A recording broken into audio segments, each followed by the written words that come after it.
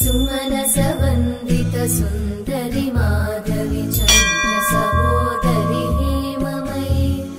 मुनिगणवन्दित मोक्षप्रदायिनि मञ्जुळभाषिणि वेदनुते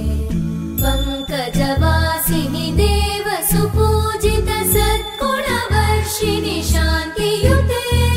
जय जय हे मधुसूदन कामिनि आदिलक्ष्मि जय पालय माम्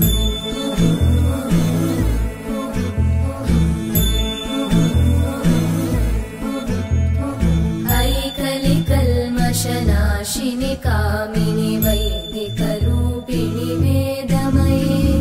क्षीरसमुद्भव मङ्गलरूपिणि मन्त्रनिवासिनि मन्त्रनुते मङ्गलदायिनि अम्बुजवासिनि देवगणाश्रितपादयुते जय जय हे मधुसूदन कामिनि धान्यलक्ष्मि जय पालय माम्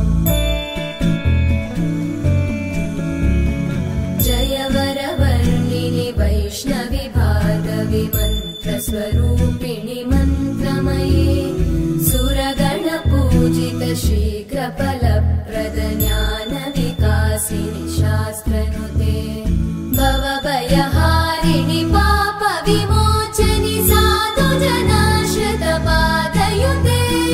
जय जय हे मधुसूदन कामिनि धैर्यलक्ष्मि जय